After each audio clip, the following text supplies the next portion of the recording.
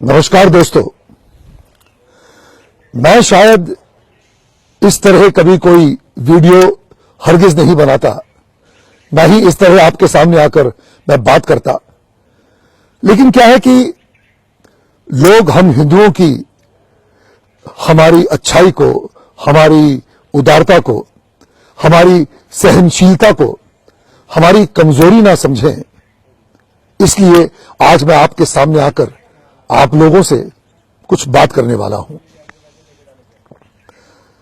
हाल ही में जो ये किसान आंदोलन चल रहा है पंजाब, हरियाणा और यूपी के बॉर्डर पर, उस किसान आंदोलन के मंच पर योगराज ने आकर हम हिंदुओं के बारे में बहुत सारे अपशब्द कहे, अश्लील भरे अल्फाज इस्तेमाल किए। उसने ये कहा कि हम जो हिंदू हैं वो ट्रेटर्स हैं, हम हिंदुओं की कौम ट्रेटरों की कौम है, बुजदिलों की कौम है, और ही हेट्स हिंदूज। और उसने ये भी कहा कि ये हिंदू औरतें थीं, ये दो टके में अहमद शाह अब्दाली के समय पे बिका करती थीं, और हम सिख उन औरतों को बचाया करते थे। तो सबसे पहले तो मैं ये बात करना चाहता हूं कि किसान आंदोलन में ये हिंदू और सिखों के बीच ये दरार डालने का जहर ये कहां से आया। और मैं योगराज से ये पूछना चाहता हूं कि क्या सिर्फ पंजाब में ही किसान हैं? हां, खेती बाड़ी क्या सिर्फ पंजाब में ही होती है, पूरे हिंदुस्तान में नहीं होती? अरे भाई, गेट योर फैक्ट्स राइट। इस आंदोलन में हरियाणा के किसान भी मौजूद हैं, यूपी के भी किसान मौजूद हैं। और सबसे बड़ी बात यह है कि जो हम बचपन से हम सुनते आए हैं कि हमारे देश में जय किसान जय जवान का नारा लगता है। हम तो किसानों को और सिपाहियों को, जवानों को आदरणीय मानते हैं। तो मैं तो अपनी सरकार से ये गुजारिश करूंगा कि भाई, ये जो किसान आंदोलन चल रहा है, आप किसानों की मांगों को सुनिए और जल्द से जल्द कोई निर्णय लीजिए। और हमारे जो किसान भाई, जो बूढ़े वृद्ध लोग जो सड़कों पर बैठे हुए हैं, वे उनकी मांगे पूरी की जाए और वे बेचारे राजी खुशी अपने घरों को लौट जाएं। अब मैं आता हूं जो योगराज सिंह ने कहा है। तो mister Yograj, first please get your facts right, get your history right. अब मैं तुम्हें बताता हूं कि हम हिंदुओं की दिलेरी क्या है, हम हिंदुओं का साहस क्या है, हम हिंदू कितने बहादुर थे, और अपने देश पर मर मिटने का जो जज्बा जो हम हिंदुओं में है, इसके बारे में मैं आपको कुछ ज्ञान बांटना चाहता हूं। हमारे सिख धर्म में श्री गुरु गोविंद सिंह जी महाराज ने जब अपना खालसा पंथ शुरू किया था और उन्होंने 5 पहले प्राणियों से उनका बलिदान मांगा था, कहा था कि भाई, कौन अपने देश पर हमारे धर्म के लिए अपने प्राणों की आहुति देने को तैयार है, वो 5 शख्स सबसे पहले आगे आए। तो जो सबसे पहला बंदा खड़ा होकर आगे आया था, उसका नाम था भाई दयाराम। वो लाहौर से था, वो कोई और नहीं, वो हिंदू था। उसने सबसे पहले अपने प्राणों का त्याग करने के लिए वो गुरु गोविंद सिंह जी की एक आवाज पर खड़ा हुआ, और वो पहला पंज प्यारा बना। जो दूसरा पंज प्यारा आगे आया अपने सर कलम करने के लिए, उसका नाम था धर्म दासन। वो भी एक हिंदू था, वो हस्तिनापुर मेरठ से था। और जो तीसरा जो पंज प्यारा आगे आया, उसका नाम था हिम्मत राय। ये उड़ीसा से था, पुरी से था, ये भी एक हिंदू था। और जो चौथा जो पंज प्यारा आगे आया अपने प्राणों का बलिदान देने के लिए, वो था मोहकम चंद। वो हिंदू द्वारका गुजरात से था, और जो पांचवा पंज प्यारा जो आगे आया वो था साहेब चंद, वो बिदर कर्नाटका से था, वो भी एक हिंदू था। And for your kind information, जो पहला पंज प्यारा था भाई दयाराम, वो भंगानी के युद्ध में गुरु गोविंद सिंह जी के लिए लड़ते हुए शहीद हुआ था, और जो दूसरा पंज प्यारा था वो नांदेड़ के युद्ध में गुरु गोविंद सिंह जी महाराज के लिए उसने प्राणों की उसने आहुति दी थी। और जो तीसरा, चौथा और पांचवा पंज प्यारा था, ये चमकौर के युद्ध में गुरु गोविंद सिंह जी की खातिर, उनकी जान बचाने की खातिर उनके दो पुत्रों के साथ शहादत उन्होंने प्राप्त की थी। कहने का मतलब यह है कि तुम कह क्या रहे हो कि हिंदू कावड़्स हैं, हिंदू ट्रेटर्स हैं। ये पांच प्यारे थे, पंज प्यारे, जिन्होंने गुरु गोविंद सिंह जी महाराज को छठा खालसा बनाया था। सो कभी भी हिंदुओं की दिलेरी, उनके साहस, उनके आत्मविश्वास पर कभी सवाल मत उठाना। कहने का मतलब यह है कि गुरु महाराज के जो पंज प्यारे थे वे पांचों हिंदू थे, दलेर थे, साहसी थे, और वे गुरु महाराज की आज्ञा पर अपने प्राणों को न्यौछावर करने के लिए तैयार हुए थे। इसलिए कभी हिंदुओं की बहादुरी, उनकी सहनशीलता, उनके आत्म बलिदान पर कभी सवाल मत उठाना। अब आता हूं मैं बंदा बहादुर पर।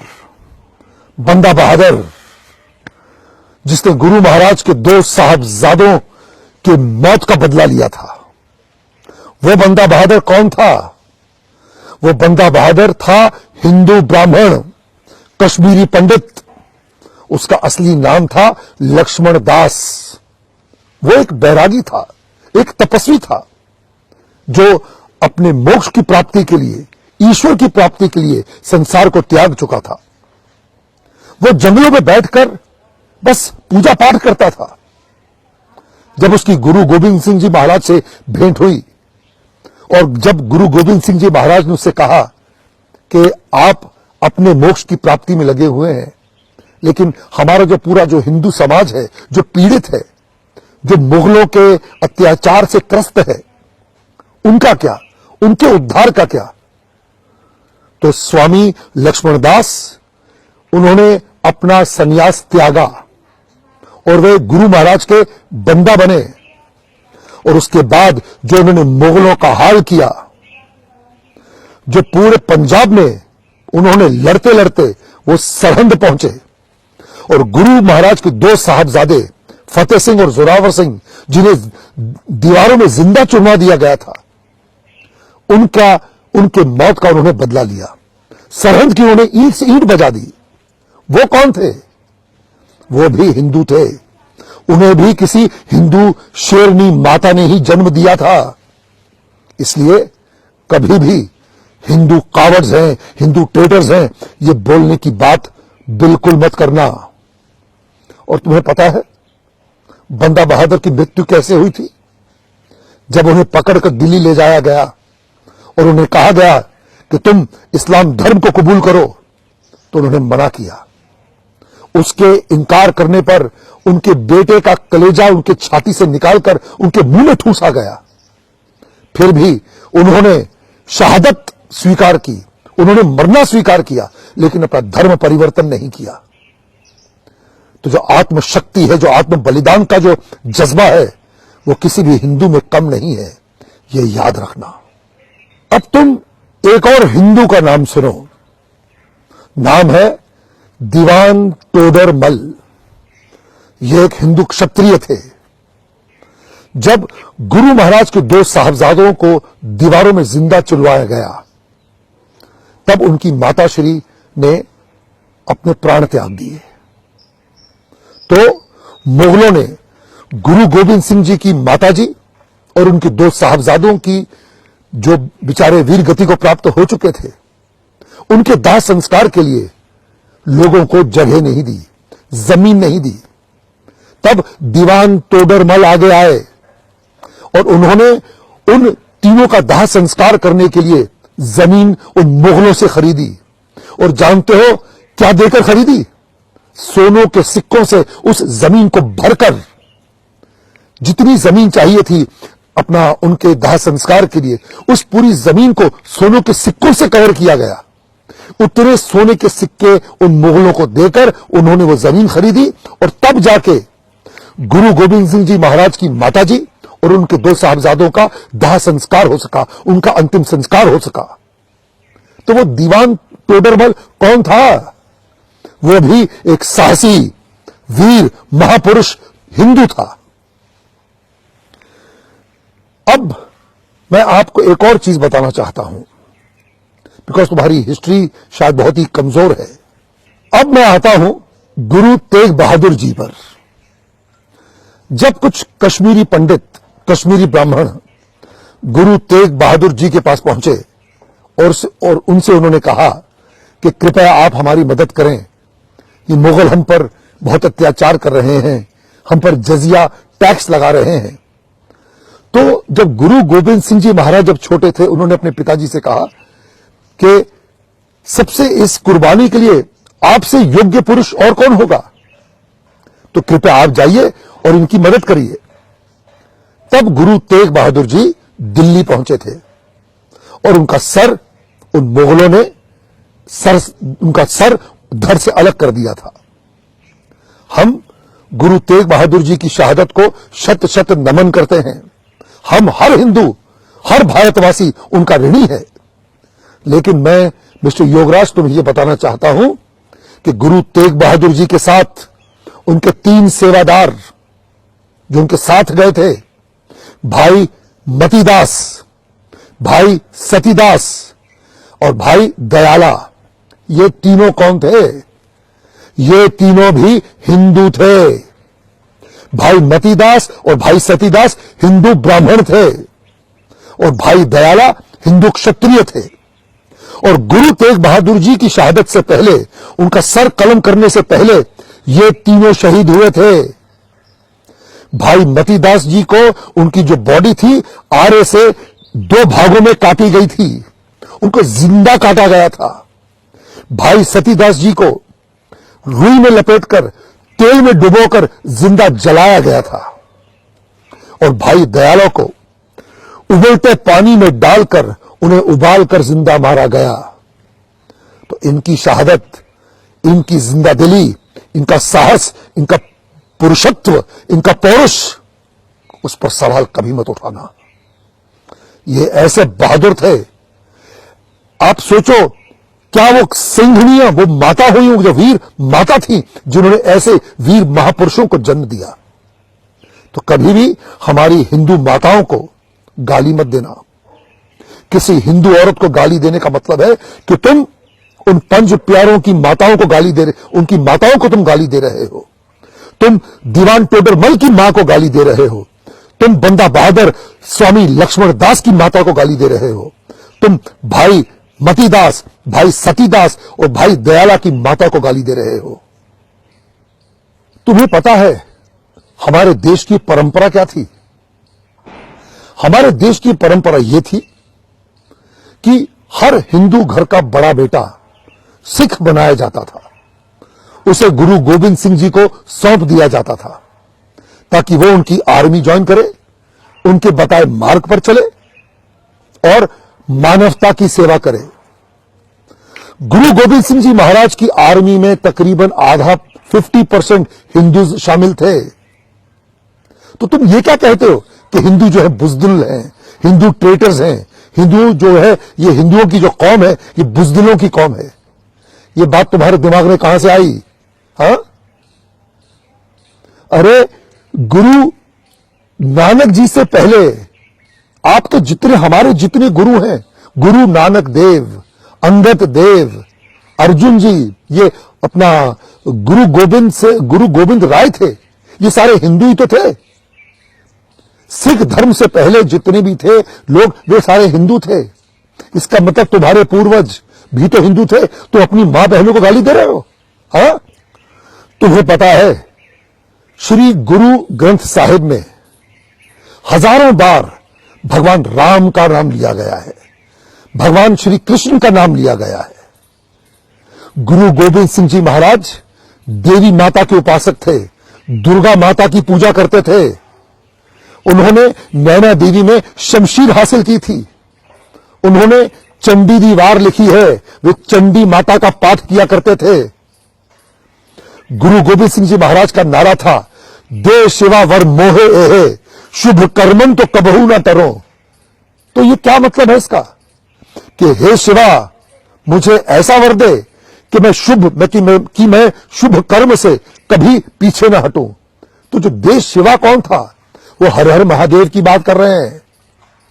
तो आप जो क्या ये डिवाइड डालना चाहते हो, ये क्या हिंदू और सिखों के बीच आप ये दरार डालने की कोशिश कर रहे हो? हाँ, जवाब दो। अब मैं तुम्हें हमारी सिख हिस्ट्री में जो ब्राह्मण वॉरियर्स हुए हैं, जो ब्राह्मण योद्धा हुए हैं, उनके कुछ नाम गिनाना चाहता हूं। एक नाम है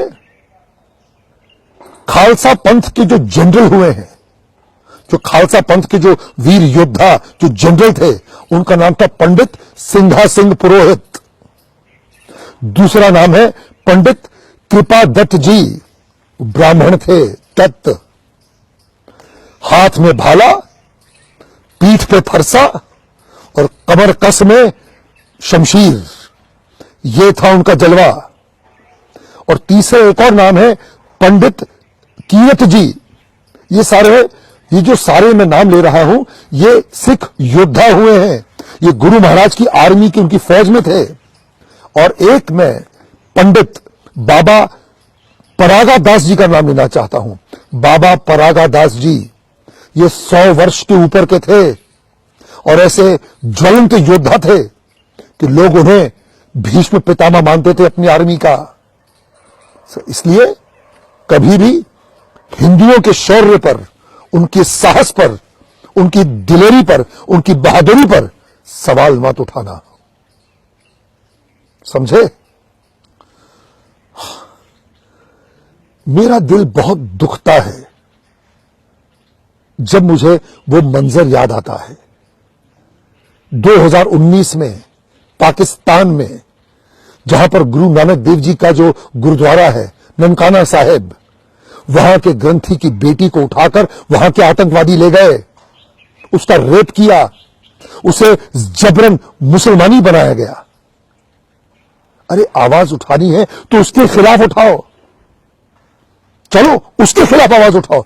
मैं एक कट्टर हिंदू तुम्हारे साथ खड़ा होऊंगा, हिंदुस्तान का हर भारतवासी तुम्हारे साथ खड़ा होगा उस जंग में। हमें वहां के सिखों का सोचना है कि जो हमारी मां बहनों के साथ जो अत्याचार होता है वो ना हो। कुछ करना है तो वहां पे जो हमारी माताओं को, हमारी बहनों को, उनकी जो इज्जत लूटी जा रही है, हमें उसके खिलाफ जंग लड़नी चाहिए। मिस्टर योगराज, हम सब तुम्हारे साथ, क्या हर भारतवासी खड़ा रहेगा, लेकिन हमारे देश की किसी भी माता को, किसी बहन को गाली मत देना। जय भारत, भारत माता की जय, सनातन धर्म की जय, हिंदू धर्म की जय, सिख धर्म की जय। जो बोले सोनिहाल, सत श्री अकाल, हर हर महादेव, जय श्री राम।